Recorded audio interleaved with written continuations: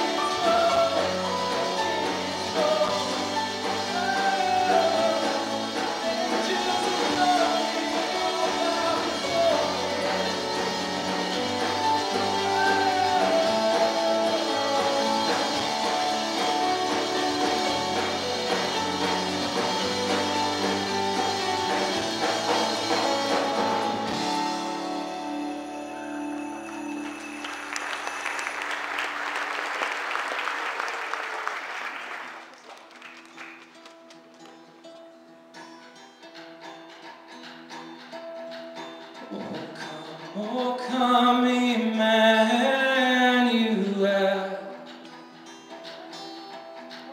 and ransom captive Israel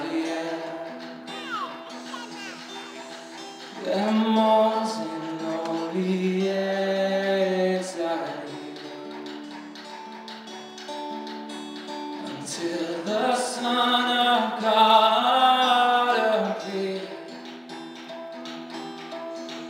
Rejoice, rejoice, Emmanuel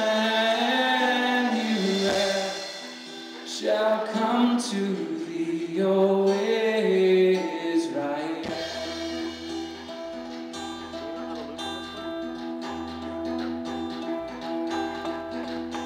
Oh, come thou Key of David, come and open wide our heavenly home. Make safe the way that leads on high, that we no more have cause to sigh.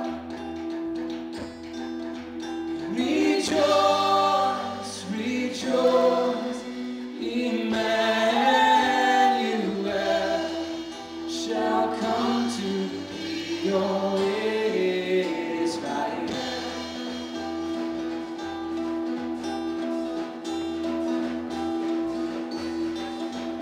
Oh, come thou day spring from on high,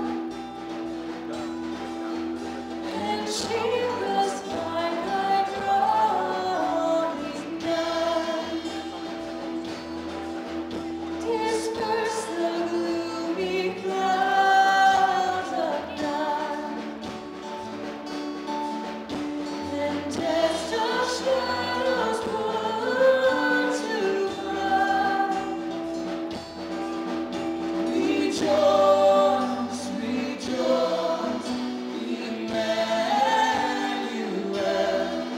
shall come to thee, O Israel.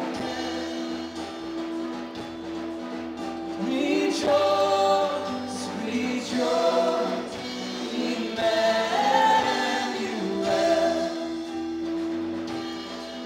shall come to thee, O Israel.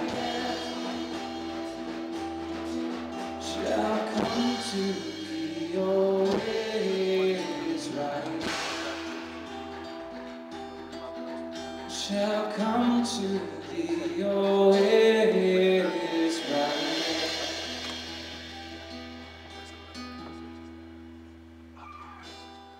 As we continue this morning, I want to take a quick minute and I'd love for all of us to really get to know one another who's around us this morning. That it's not just a bunch of strangers that are surrounding you, but truly people that you care about. And that, heck, if they don't have dinner later tonight, you might even invite them over. So take a quick minute and maybe talk to some of the people around you. Share one of your favorite Christmas traditions in the afternoon.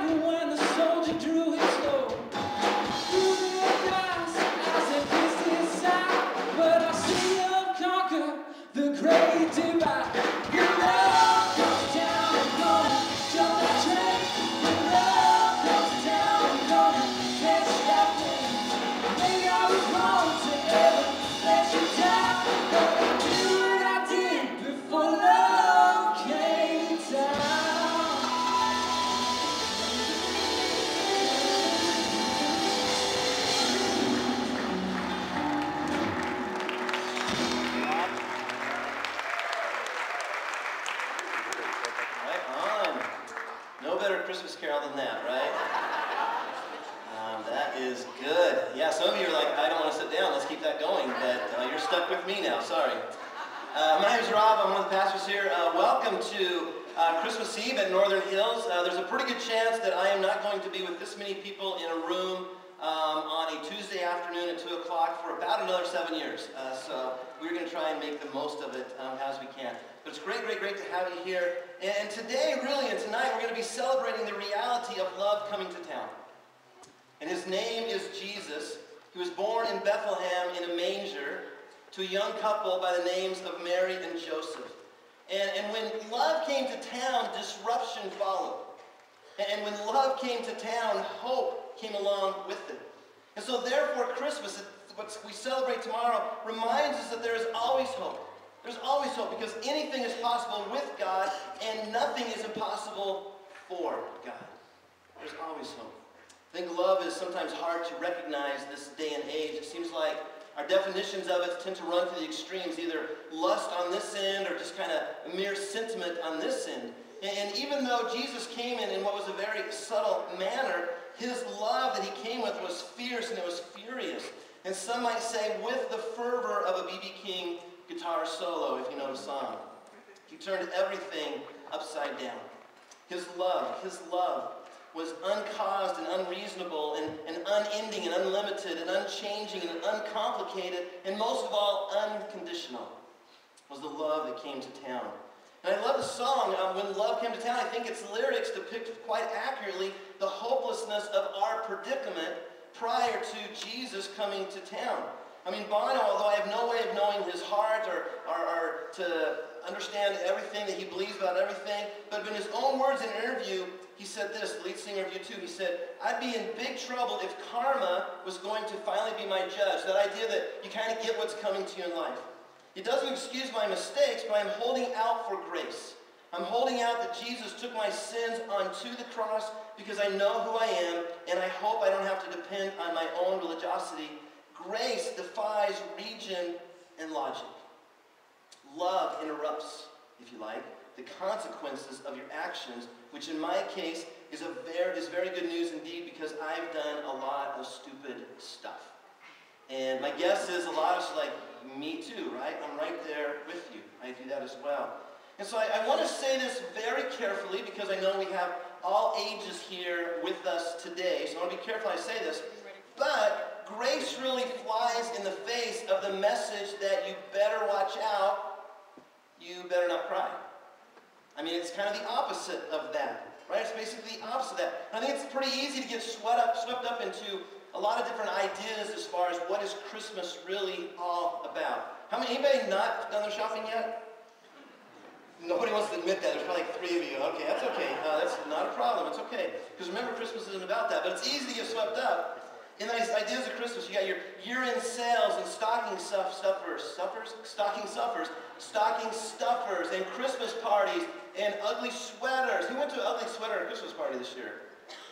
Okay, who just wore the sweater that you usually have in your closet?